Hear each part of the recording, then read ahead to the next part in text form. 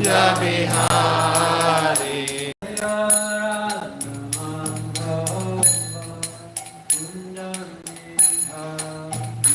Jaya Radha Madhava Kunja Bihari. Gopi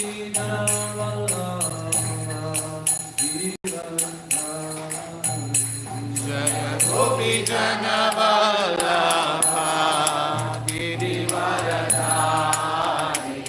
Gopi Jana Vallabha Girivaradhari. Jaya Gopi Jana Vallabha Girivaradhari.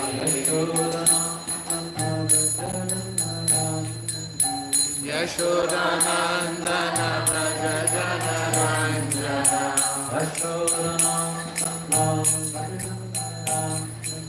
Yashodanandana Vraja Jana Ranjana.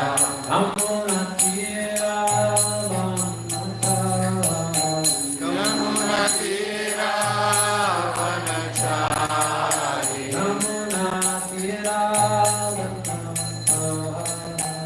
Yamuna Tira Vanachari. Jaya Radha Madhava Kunja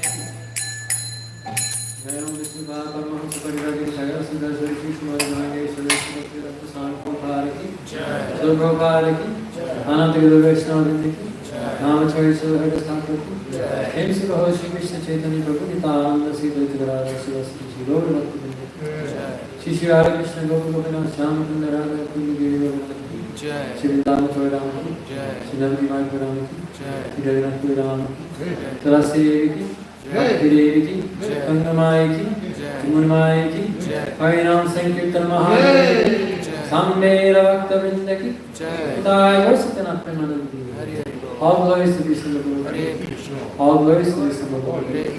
All glories to the Son of Lord. All glories to Shri Shri Guru and Prabhu.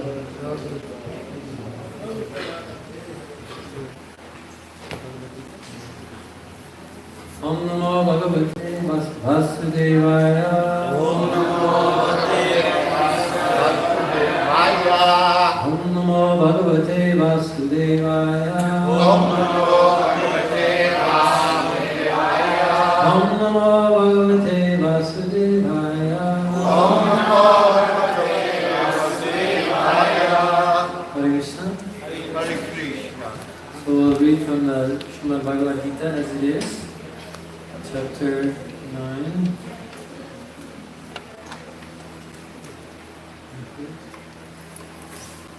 Text number 2. Raja Vidya Rajaguyam Rajavidya Rajaguyam Pavitram Nidam Uttamam Pavitram Idamuttamam Pratyakshavagam Dharmyam Pratyakshavagam Dharmyam Susukam Kartamavyayam Susukham Kartumavyayam Raja Vidya Rajaguyam Rajavidya Rajaguyam Pavitram Nidam Uttamam Pavitram Idamuttamam Pratyakshavagam Dharmyam Pratyakshavagam Dharmyam Susukam Kartamavyayam Susukham Kartumavyayam Raja Vidya Rajaguyam Rajavidya Rajaguyam Pavitram Nidam Uttamam Pavitram Idamuttamam Pratyakshavagam Dharmyam Pratyakshavagam Dharmyam Susukam Kartamavyayam. Susukham Kartumavyayam. The translation. This knowledge is the king of education, the most secret of all secrets. It is the purest knowledge, and because it gives direct perception of the self by realization, it is the perfection of religion. It is everlasting, and it is joyfully performed. Translation with repetition. This knowledge is the king of education. Knowledge is the king of education. The most secret of all secrets. The most secret of all secrets. It is the purest knowledge. It is the purest knowledge. And because it gives direct perception And because it gives direct perception of the self of the self by realization, by realization, it is the perfection of religion. it is the perfection of religion. It is everlasting, It is everlasting and it is joyfully performed. and it is joyfully performed. Purport by His Divine Grace, Srila A.C. Bhaktivedanta Swami Prabhupada. This chapter of Bhagavad Gita is called the King of Education because it is the essence of all doctrines and philosophies explained before. Among the principal philosophers in India are Gautama, Kanada, Kapila, Yajnavalkya, Shandilya, and Vaishvanara. And finally there is Vyasadeva, the author of the Vedanta Sutra. So there is no dearth of knowledge in the field of philosophy or transcendental knowledge. Now the Lord says that this 9th chapter is the king of all such knowledge, the essence of all knowledge that can be derived from the study of the Vedas and different kinds of philosophy. It is the most confidential because confidential or transcendental knowledge involves understanding the difference between the soul and the body. And the king of all confidential knowledge culminates in devotional service. Generally, people are not educated in this confidential knowledge. They are educated in external knowledge. As far as ordinary education is concerned, people are involved with so many departments: politics, sociology, physics, chemistry, mathematics, astronomy, engineering, etc. There are so many departments of knowledge all over the world, and many huge universities. But there is, unfortunately, no university or educational institution where the science of the spirit soul is instructed. Yet the soul is the most important part of the body.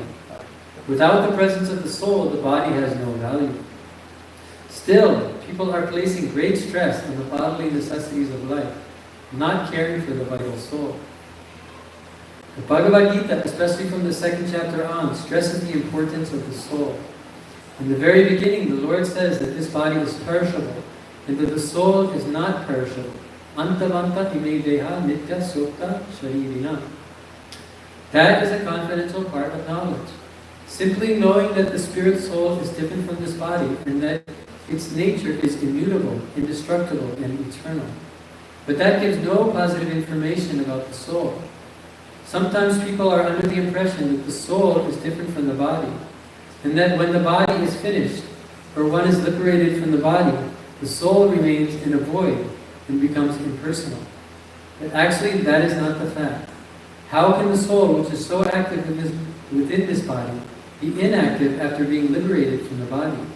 It is always active. If it is eternal, then it is eternally active, and its activities in the spiritual kingdom are the most confidential part of spiritual knowledge. These activities of the spirit soul are therefore indicated here as constituting the king of all knowledge, the most confidential part of all knowledge. The purport goes on for quite a bit longer, several pages more. So we'll stop here in the interest of time, and we'll speak on this much of the purport. Raja Vidya Raja Guyam Pavitram Iranuttamam Prachakshabagamam Dharmyam Susukam Kartam Aveyam. This knowledge is the king of education, the most secret of all secrets. It is the purest knowledge, and because it gives direct perception of the self by realization, it is the perfection of religion, it is everlasting, and it is joyfully performed. Omagyanat Nirandasya Gyananjana Shalakaya Chakshurumilitam Jena Tasma Shri Gurave Namaha. Nama Om Vishnugraya Krishna Vistaya Bhutale Srimate Jayapataka Swamini Kinamine Nama Acharya Paraya Nitai Kipa Pradayini Gorka Tarandaya Nagari Gamatamine Nama Om Vishnugraya Krishna Vistaya Bhutale Srimate Bhakti Vedanta Swamini Kinamine Namaste Saraswati Devi Gauravani Kacharine Yadi Shiksha Shunyavadi Hastata Lekshataine Jai Sri Krishna Chaitanya Prabhu Nanda Siya Daita Rama Shivasari Gauravan Hare Krishna, Krishna Krishna, Hare Hare, Hare Rama, Rama Rama, Hare Hare. Upam Parvati Vacharam, Pampam Nandate, Virimati Padamam Nande, Shri Gurum Niditaranam Paramananda Madhavam, Shri Chaitanya Ishwaram. So it's a very nice verse about how this knowledge that Krishna is imparting to Arjuna about the soul is the most confidential knowledge, the king of education. Why is this knowledge so confidential, who can say? Why? Prabhupada just said a few things. Why is this knowledge confidential? What makes it different from the ordinary knowledge like he was describing about physics and chemistry? Anybody? About the soul. Because it's about the soul, exactly. Like Prabhupada was mentioning in the purport, that there's so many big universities all over the world teaching different mathematics, chemistry, physics, all these different types of knowledge, right? That he's mentioning in the purport here that there's no institution or university that's telling the science of the spirit soul. That he tells that this is the most... But is that what it means by confidential? How does anybody know?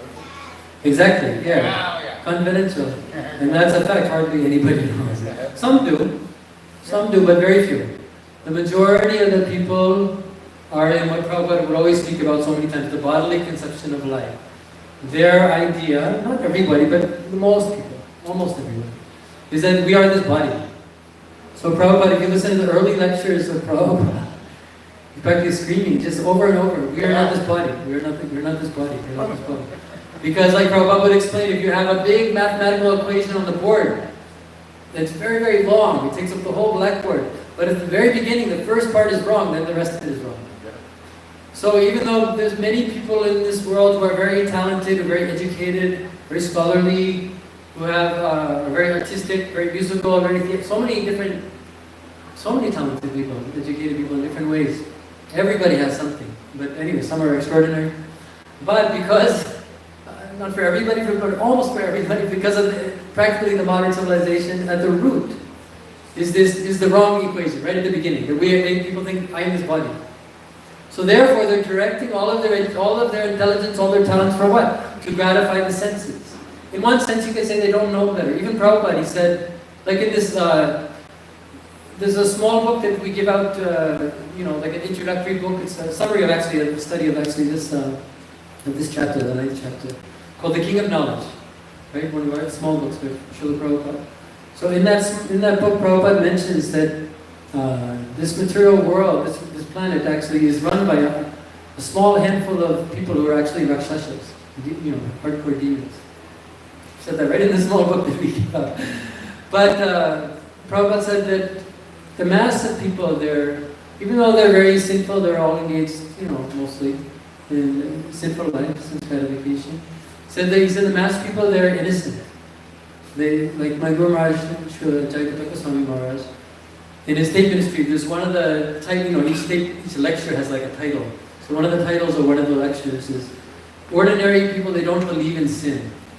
Nowadays. Not everyone, there's still many people who do, but atheism and just general, the mood of hedonism and sense gratification is very rampant in the modern day. And many people nowadays, they don't believe it. Because they think this whole idea of sin is archaic, it's old-fashioned.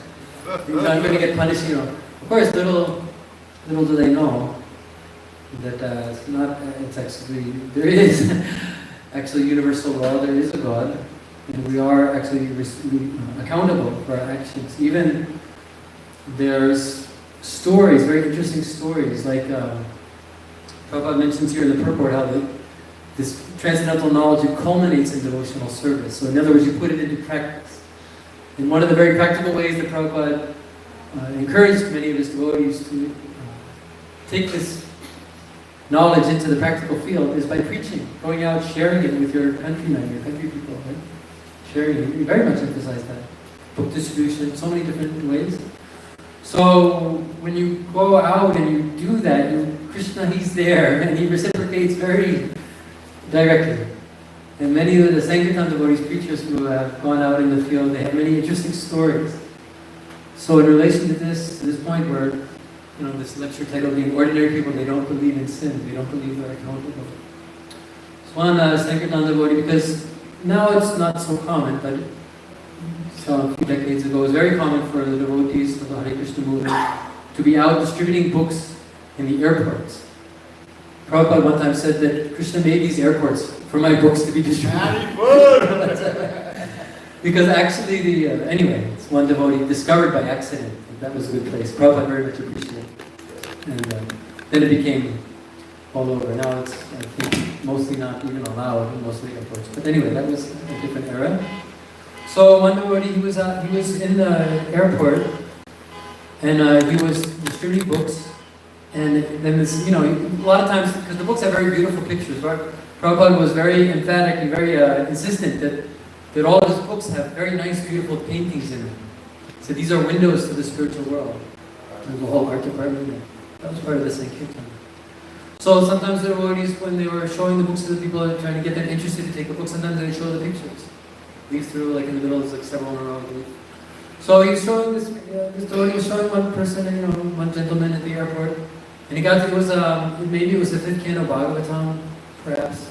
Because anyway, he got to one part of the pictures where it showed the Yamadutas. And the man all of a sudden became very frightened. And he stopped and he said, "Who are those people?" And the devotee was a little, what's going on? It's never happened before. He showed the picture so many times. And he said, well, these personalities, they're called the Yamadutas. He said, well, who are they? He said, well, they're like the agents of death. He said, why do you ask? He said, because I saw them. He said he had like a near-death experience. And he saw those people, and they were coming to take him. And then somehow or other, it wasn't his time. And he found himself back in the hospital bed, and he was still living, and he was very shaken up. Then, he met this devotee in the airport. He saw the picture. He was of course, he bought the book.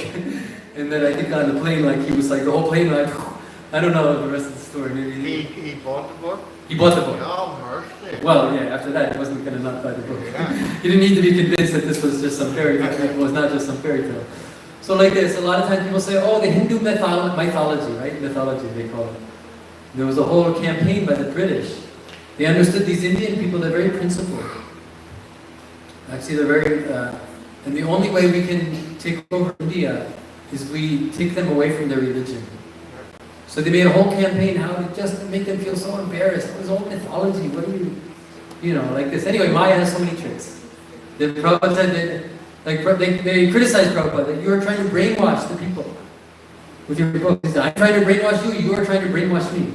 Everyone has their philosophy. Everyone has their idea, and everyone's trying to campaign. Like the politicians, you should vote for me or whatever. So we're saying you should vote for Krishna. Not vote doesn't need your vote, but He's already God. He doesn't need to be elected. But in other words, everybody's trying to promote what they believe is the best thing. So Prabhupada said like that. You're trying to brainwash me, I'm trying to brainwash you. So now, let's go. And then Prabhupada, of course, he had so many book distributors. They were out distributing the books like anything.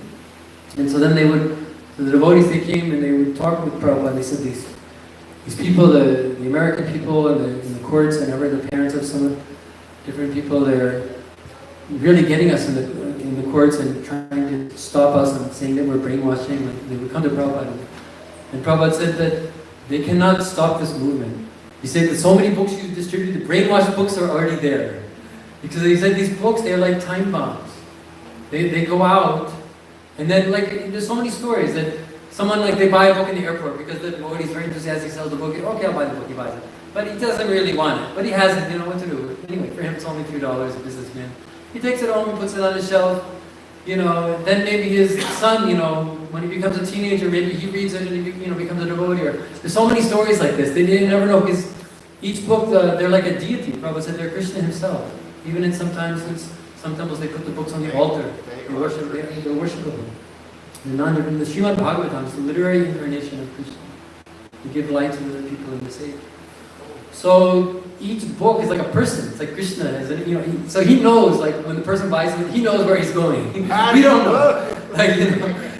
So the Sankirtan leaders, sometimes they instructed their Sankirtan devotees that don't worry so much about where the books are going. Krishna knows where they're going. You just get them out. Of course, then we do have to also follow up. Like my Guru Maharaj, he was in South India one time, years and years ago. My Guru Maharaj was holding us Jayapataka Swami Maharaj. Years and years ago, he was in South India one time, and he overheard some people from some Mayavadi group, some leaders, like sannyasis, and they were talking amongst themselves, and they said, these ISKCON people, they're great. They distributed so many books, but they don't have any follow-up program. So they plant the seeds, we reap the harvest. And my Guru Maharaj heard this, and he was like, what?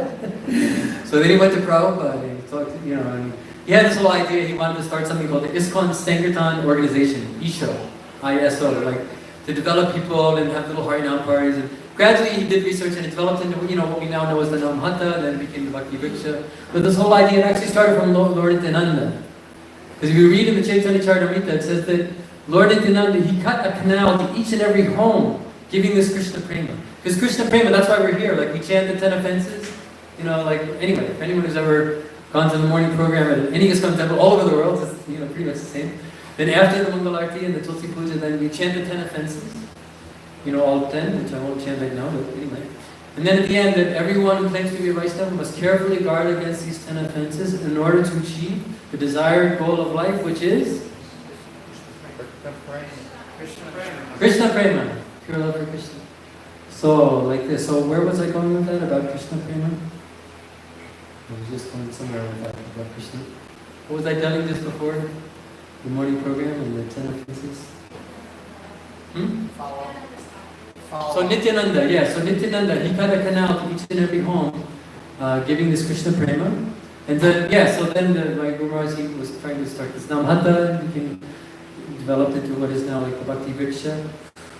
So, it started with this, with Lord Nityananda, Lord Nityananda, Lord Chaitanya, he placed Lord Nityananda in Bengal. And Lord Nityananda, because Lord Chaitanya, for the last 18 years of his life, he was in Puri, in ecstasy. He came to this world to give the Hare Krishna mantra to us, but he also came for his own internal reasons, to enjoy the mood of Radharani. And so he was there with his intimate associates, Srup Damodar, Ramananda Roy, and they would be having kirtan for hours and hours in the Jagannath temple, every day. And then he would rest in the garden, and they would recite verses, and he was relishing his whole internal mood of why he came. So in Puri, he was doing this. So it was very... Lord Nityananda was in Bengal, and what was he doing? So but Lord Nityananda was also there. Actually, all the devotees, they would go and be with Lord Chaitanya. And Lord Nityananda, he just wanted to stay with Lord Chaitanya in Puri. He was very attached to Lord. He didn't want to be separated. Yeah. But Lord Chaitanya said, no. He would let them stay for 4 months. They would come for 4 months. Every year they would come. They would walk. How else are you going to get there? There's no train. They would walk all the way So, and the whole, Lord Chaitanya would greet them, he would hug them on the road when they're coming. It was so affectionate. He would arrange, everyone got their place to stay, everything. Anyway, they would stay for the Rath Yatra. They come for Rath Yatra, stay for 4 months. But then Lord Nityananda, he would want to stay. He didn't want to go. But Lord said, no, you must go back. So he stationed him in West Bengal. He said, I'm putting you in charge of the preaching. You must be there because you must preach. That is so he was in charge of the preaching. Lord Chaitanya, he was there relishing his internal ecstasy, but Lord Nityananda, he was in charge of the preaching. Like that. So it mentions in the Chaitanya Charitamrita that Lord Nityananda, he cut a canal to each and every home, giving this Krishna prema. So that's why we're here. That's what we come here to get. Like I was telling you the thing about the 10, what we say after the 10. That's why we come here. To get this pure love. Sometimes we forget why we're here, right? Because that's Maya's trick, you know. You get so many things. You worship Krishna, then if Krishna becomes pleased by your service, then he reciprocates and he's happy to offer benedictions to his worshippers, to his followers. So if we're not careful, we can get sidetracked by these different benedictions, right? Like Lord Nrsimha, when he came, then he asked Prahlad, after he calmed down a little bit, he was very angry. Then he said, what do you want? What can I give you? I'm very pleased with you. And I'm the Lord, I'm always prepared to offer my devotees benediction, so what can I give you? What can I do for you? Please ask for me something. He wanted to give in a fatherly way. And Prahlad, he was very intelligent. He said, no, I'm not just a businessman, like a merchant, that I'm worshiping you, I give you something, you give me. No, I don't. I just want to give you out of love. So this is the real mood. This is the real mood. So anyway, getting lost, going off on a few many tangents, please excuse me. But so getting back to Lord Nityananda, he was stationed in West Bengal, and Lord Chaitanya is stationed there for the preaching. And like it mentions in the Chaitanya Charitamrita, that he cut a canal to each and every home, giving this Krishna prema. So each and every home is mentioned. So sometimes that's a little bit hard for us to fathom. How is it possible? Like Prabhupada mentioned that what we're doing in the temple, the temple is supposed to be a model for what the people in the community do in their homes. They can't do it on the full scale because people are working, they have their families, they have their jobs. But he mentions it in one of the purports in the Bhagavatam, in one of the earlier cantos. Prabhupada mentions that in each and every home, the family should gather in the morning and in the evening and chant Hare Krishna all together as a family. And of course, they can have deities in their homes. Even Prabhupada, he one time instructed the Sankirtan devotees that they should sell, of course he was mostly pushing the book distribution very emphatically, we all know about that. But he one time told them, you should sell Gauritai deities on Sankirtan in the West to meat eaters on the street. Completely new people, Gauritai deities. And he said, give them, and he said, tell them these are wish-fulfilling dolls.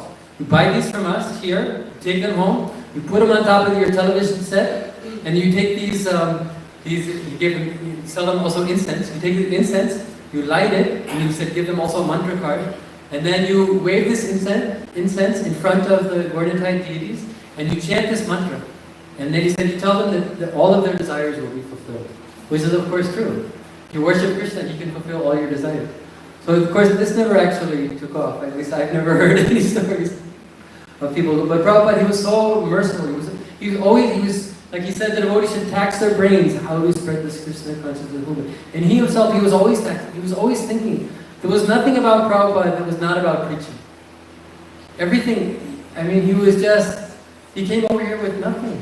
He had the 40 rupees. When he went back, he had the same 40 rupees. You couldn't even actually exchange. So practically speaking, he came with no money. That was actually useful. And when he went to New York, he was staying in the one Mayavadi Swami's ashram for a little while, but he wouldn't let him speak. He was also called the Calcutta Kid. The Calcutta Kid. Yeah, in other words, when he came here, there was a whole different side to him that he didn't live up straight. Okay. Yeah, that's why they call him the Calcutta Kid. The Calcutta Kid. Prabhupada, born and raised in Calcutta.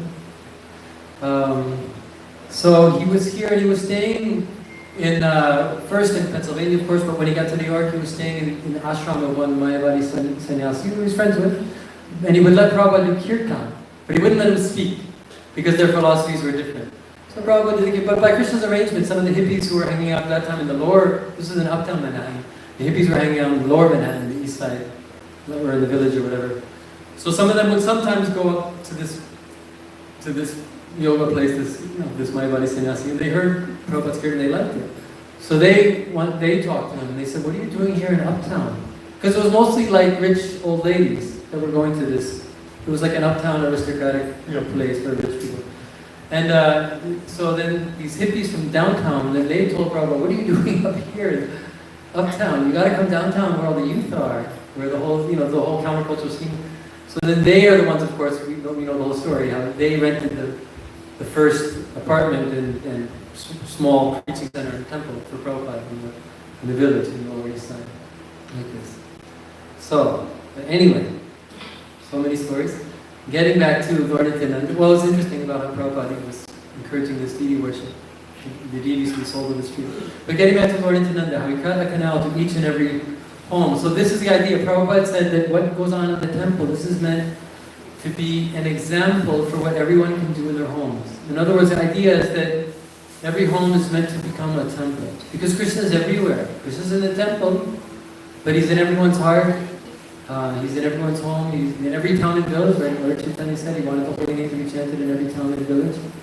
So how does Krishna become manifest in the Kali Yuga? By this chanting, Harinam chanting. Like Lord Chaitanya said, the holy name is meant to be spread to every town and village. So Lord Chaitanya, he especially emphasized this chanting. Like Gaura Govinda Swami, he said by this Harinam Kirtan, this will break the teeth of Kali. Like this is the age of Kali, and anyway, Kali Yuga is just raging. It's getting crazier and crazier. We won't go into that. It's a whole topic. You just turn on the TV or read the newspaper. It's enough. Just insane. Just insane. But there is sanity. There is an antidote, and that is given by Lord Chaitanya. It is only given by Lord Chaitanya. He is the Lord. He is the Supreme Personality. He came and he personally gave the antidote. He said he comes like that. Bhaktivinoda Thakur sings that song. He's giving the words of the Lord. He said, other than Lord Chaitanya, he's saying, other than me, no one else is your friend. I am your only friend. And I've come here to give you the medicine, this Harinam. So he said, take it. He said, you're just wasting your lives. You're just decorating your bodies. And then you're wasting your lives working all day and then going to sleep. But what? So it's just chant the names of Radha and Krishna. So this, we have our duties. We can't neglect, maintaining the body. We have our duties. We have to be responsible. But as much as possible, we should try to engage ourselves in this Harinam Kirtan. Prabhupada said that the safest place in the material world is the Harinam Sankirtan. Like this, or like Ayendra Prabhu, for example, he passed away. This great Ayendra Prabhu. He started practically a revolution. I mean, he was just so focused that Krishna empowered him, and now he's gone. I was just there in Vrindavan, and the 24-hour kirtan is going on even stronger now. And then after he passed away, then it became like popular all over ISKCON to have like 24-hour kirtans, 36-hour kirtan, 50-hour kirtan, right? They have the Sadhu Sangha retreat, and so now it's like So this is the will of Lord Chaitanya. That this Harinam Kirtan is the only thing and not only does it protect us from the dangers of the Kali Yuga, but it gives what is that Lord Nityananda was bringing to every home, and was this Krishna prema. It gives this love for Krishna, which is already there. It's already situated in the heart. Prabhupada explained like this, and this is in the Shastra. That it's not that we get this Krishna prema from some other place. It's already there. It's our natural position. It's not like when we become Hare Krishna and now we're becoming Hindu, but before we were Christian, or like this, or then later I'll change and I'll become something else. No, we're eternally dasanu. We're eternally a servant of servant. That's who we are. It's a science. It's not just a question of like you decide this is what I'll be for a while, or maybe I like it, I'll stick with it. But this is not only who we are, but who everyone is. It's just a question of waking up to the fact, waking up. So how, like in the morning, how do you wake up? When you hear a sound, you hear the alarm, something wakes you up. So how do we wake up out of our spiritual slumber? The kirtan, by hearing, by sound vibration. Hearing the kirtan of the devotee. So this kirtan is so auspicious. So we want to absorb ourselves in it. The more and more we can absorb ourselves, in Kirtan and not only absorb ourselves in it, but then share it with others. Like when Prabhupada was here, there's a book called the Radha Damodar Vilas. I don't know if anyone has ever read this book. These Radha Damodar deities, they are now in Gitanagari farm. They're the presiding deities, the principal deities there, Gitanagari. But before they settled in Gitanagari, they traveled all around this country on buses. There was 1, 2, 3, and eventually at one point they had 4 of these big Greyhound buses they converted into temples.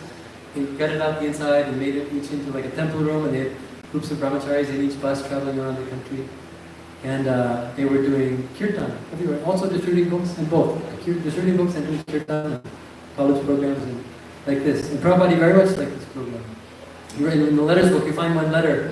He writes, he's encouraging them. He said there was 4 at their height. They had 4 buses, but he said you should get hundreds of such buses, crisscrossing the country.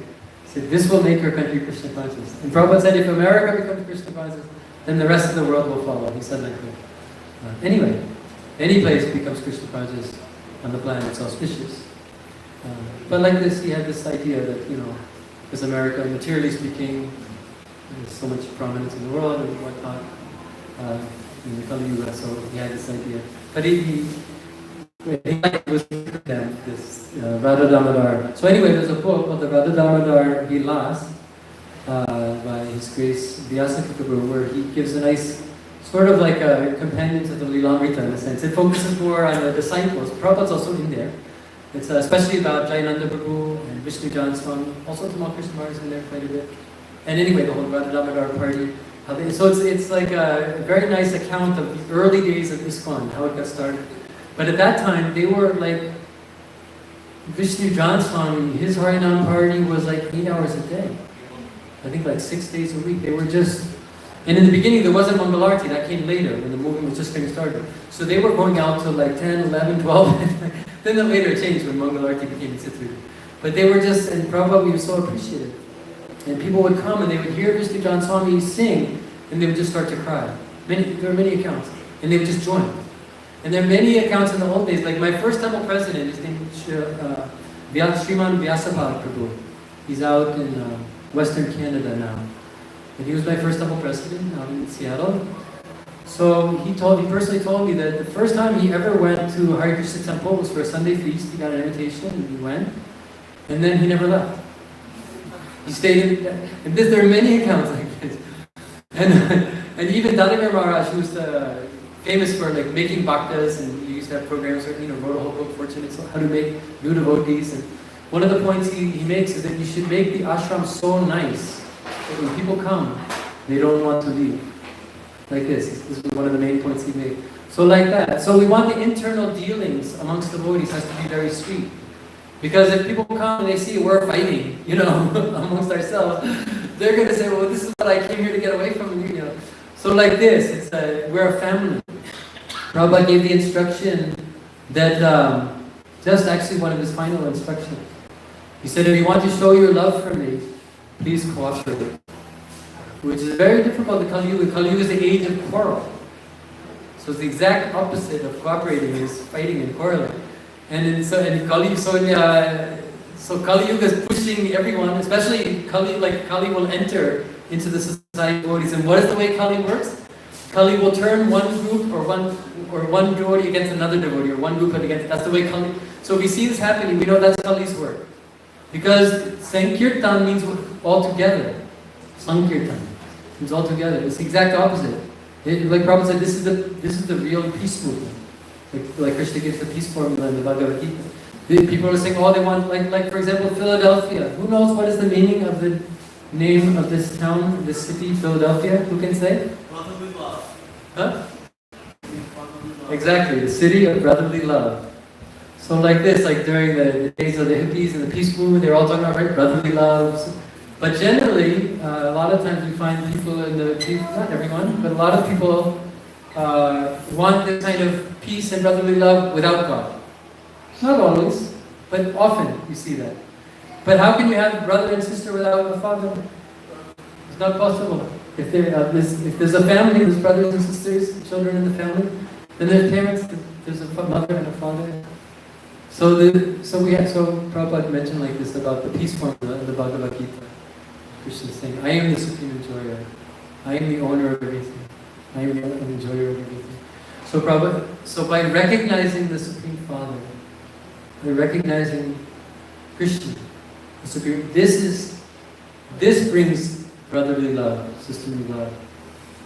Because if we don't do that, then we're on our own. And then the material energy, especially in the Kali Yuga, will just destroy us. Will just make us unhappy, make us miserable. We are no match for Maya. We are very small and she is very powerful. But the secret is, like Prabhupada gave us devotional service. We do devotional service for what? To please Krishna. And if Krishna is pleased, then what does he do? Then he tells Maya, okay, this one here, he has pleased me or she has pleased me, so now you please back off. This one now belongs to me. So that is the secret. If we go, we think I will just, become detached from Maya by my... Of course, we have to make some effort. We do. Spiritual master gives instructions, do this, don't do that. We have to follow. So we do have to use our willpower. It's not that we just get a free ride. But at the same time, without Krishna's mercy, without Krishna's protection, there's no hope. We, on our own, we cannot fight against the Maya or just become detached. So mercy. This is a mercy movement. Lord Chaitanya came to give the mercy to the fallen souls through this Harinam Sankirtan. So when we join the Harinam Sankirtan, why are we joining the Harinam Sankirtan? Of course, it's very joyful, very pleasurable. Even the Kirtan movement in the West, like in America, in this country, for example, is very popular in the yoga centers, who have nothing to do with, Hare Krishna movement. So who knows how Krishna is working? He works in multifarious ways that we cannot understand. So in those kirtans, for example, they maybe perhaps are going because it gives them some peace of mind and they feel relaxed and relieves some tension.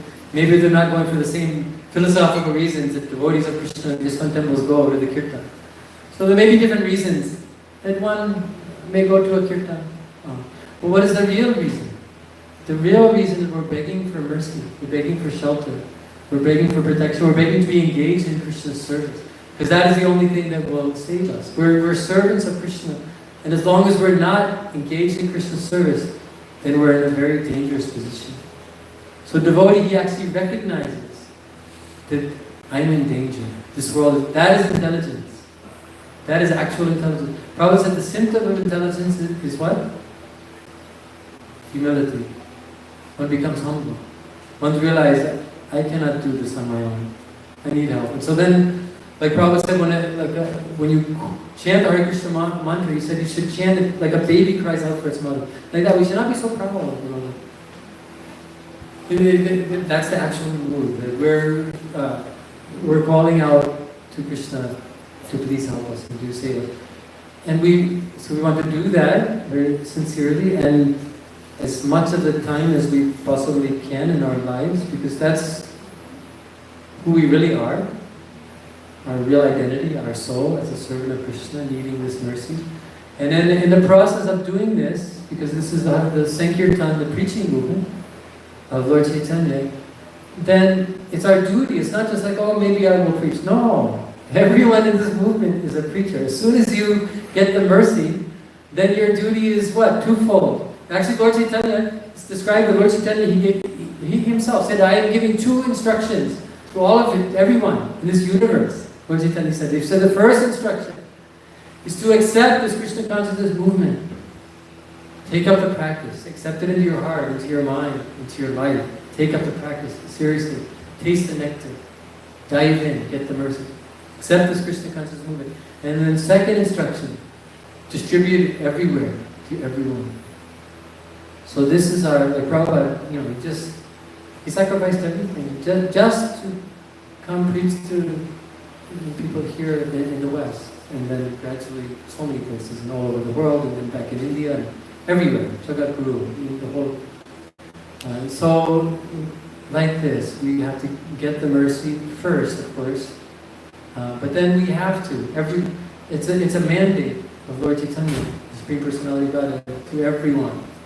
So we should all be thinking how, because there's certain people that each person knows that they can share this with it, that other people won't reach.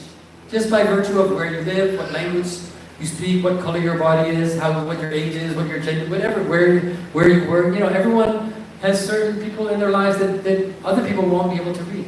So we have to think in a gentle way, in a friendly way. Nobody wants somebody coming beating them over the head with a book. But everybody likes prasadam. Maybe not everybody, but most people, many people, they like prasadam. Everybody needs a friend, right? Sometimes you can preach to people just by listening to them. Just by listening. And being a friend and just always being there for them. And then at a certain point, when something happens, in their life, and they'll think, well, this person always was there for me listening, let me turn to him and let me ask. And like Krishna, for example, when he was preaching to Arjuna, first he just listened to Arjuna. He's the Supreme Personality of God, and he could have just said, oh, shut up. I'm God, I will speak, you will listen, stop. But he didn't. Like Arjuna spoke, he listened, and then finally, not until Arjuna asked, he asked, okay, now, because they were best friends, he asked, there's a famous verse, now I am soul surrendered unto you. I don't know what to do. Now I'm accepting, now please instruct me. Before that, Krishna didn't say. So then, of course, what is the first thing Krishna said? You're a fool. Anyway, then he gives somebody, you're not this person. Somebody's, hold on. So like this, it's not that preaching just means I'm going to run around and tell people to quote verses from the Bhagavad Gita. Of course, we want to also tell people the philosophy, that's definitely part of preaching. But just making friendships and, inviting them to the temple. Hey, did you know there's this nice temple here? They have nice food and nice singing, nice kirtan. And if they come, and even if they don't, understand right away the philosophy or get so much of it, but just if they come, what to speak to them, they come regularly. The Krishna enters their life. Their life is not the same as it was before. That's also good. So there are many ways. Of course, we can give people books. Prabhupada emphasizes this so much. Then there's also this, for example, Dr. Sam went last week on this Harinam Sankirtan down in downtown Philadelphia, which I think they're trying to do every Sunday now, with Dr. John and a few devotees. So this also could be done here, like in a big city. There's a downtown area where you can do such a thing. And plus it's legal. If you try to do that in the Middle East, you might end up in jail or not even alive. So anyway, that's also here, the facilities there, that kind of for home programs, right? The idea of going to Nanda Canal to each and every home to give this Krishna Prema. That's the foundation, of course, for the Namhata program. That how Prabhupada said that what goes on in the temple should go. And actually, my Guru Maharaj, I was there personally a year and a half ago in Mayapur when he was every night giving class in the veranda in the Lotus building. And he was the times of Lord Chaitanya, his householder life, Leela. He was reading from Chaitanya Bhagavad, I believe it was, in Bengali and then speaking English. And he was saying how Lord Chaitanya, when he was a householder, he was always inviting people over. And so my Guru Maharaj, he was commenting on this. He was saying, this is so nice. He said, this is a grihastha. Even Prabhupada said that one devotee went to Prabhupada and they said, I want to get married. And Prabhupada said, grihastha means, before you take prasadam, that you go out and you call out the door, is anybody hungry? Please come, I will feed you. 3 times, is anybody hungry? Please come, I will feed you. Is anybody hungry, please? He said, this is grihastha life. Prabhupada said this to one devotee. And then my Guru Maharaj was commenting on these pastimes of Lord Chaitanya, that he said that he was always inviting people over for prasadam. And Prabhupada said, this is actually this is Krishna consciousness for grihastha. He said, if someone grihastha does not invite people over for prasadam, he said they are fallen grihastha. He was making this comment. This is a very good prasadam. Prabhupada said, this is our secret weapon. Like this. So, anyway, there's so many different ways we can preach, but we have to try. The main thing is we have to try. The Lord Chaitanya, he likes to go out on Sankirtan. And he could jump off the altar here, and he could go downtown, he could liberate the whole Philadelphia like that. He's the Lord. Who can stop him? But even like Srila Prabhupada said, that Bhaktivinoda Thakur, he was so powerful Vaishnava, he could have liberated the whole world. But he did not do so because he left something for us to do. Like this. So we have to think that we're dasani das, we're servants of Lord Chaitanya, servants of Krishna, servants of Lord Chaitanya. This is our identity, right? Our eternal identity.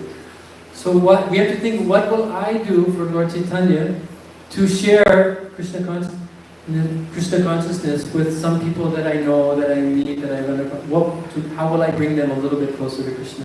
Even I was reading, I was in India recently, I was in South India, and I found this one magazine, and it was giving a translation and commentary on a book by Bhaktivinoda Thakur about the Namhata. And it mentioned in there, I was a little surprised, that when Bhaktivinoda Thakur, he revived the Namhata of Lord Nityananda, he became like the Namhata Acharya. And so during his days, he had little Namhata groups, and then these Namhata groups, they would meet what was it that I think it was what was I reading? That he had instructed the followers in his groups that they should go out in the morning and I should have written it down. But they should go out in the morning and give, oh yes, this was what it was. I'd never read this before. They should go out in a Harinam Kirtan party in the morning to 5 homes. And I think it was every day, and give the Mahamantra to 5 different households, as this was like their homework. In other words, it wasn't that Namhata like, we go to somebody's home, then a sannyasi comes and speaks, and then we take prasadam and then we go home. Which is also very nice. It's we all want to hear wonderful speakers and we all want to have nice kirtan. But these, in Bhaktivinoda Thakur's Namhata, they had homework like this, to go out to 5 homes in the morning with a Harinam Kirtan party, giving them the holy name. And actually, it's mentioned that Lord Nityananda, when he would go door to door, which he also did, Lord Nityananda and Haridas Thakur, so his style of door-to-door preaching was a little different than what we do nowadays. That he would knock on a door, and then when they opened the door, he would enter the home, and he would fall on the floor, and he would start rolling on the ground and chanting and begging them, please chant the Hare Krishna mantra, please chant the Hare Krishna mantra. And it's described that he was so beautiful, and he was golden, and he was very effulgent. It looked like a beautiful golden mountain was somehow rolling on the floor. And so this was his method for going door to door and begging the people to chant Hare Krishna. So we don't do exactly that method now. Might not work. But the idea is there, the principle is there. That somehow or other, according to the time, place, and circumstances, the people that we know in the society they're in, that we have to reach out. Break out of our shell, break out of our comfort zone, like they say, right? And it's a mandate. It's not like, well, I'm very shy, I can't do it. No. Lord Chaitanya is giving the order, whatever we are, we have to do it. Either we're in or out. Or somebody do it more, somebody do it less, that's a different thing. But we have to do like this. And I think I'm getting close to the time. So I want to thank you all for your kind attention. Also, if the group is still here, the interfaith group, they're a very nice interfaith group here from the greater Philadelphia area from 5 different counties. So everyone please take time to say hello to them and welcome them to our Hare Krishna temple. For all of them, I'm sure it's the very first time to our Hare Krishna temple. So just be a little friendly and reach out to them, say hello and welcome them, ask them their name, talk to them for 30 seconds or a minute and a half, just be friendly. So, but anyway, I'll stop here. Thank you for your kind attention. And we just have a very short time, but I'll ask if there's any question or comment. Now would be the time. All ready? Sam? Nothing? No question. Okay. Well, thank you very much. Hare Krishna. All glories to Srila Prabhupada. Hare Krishna.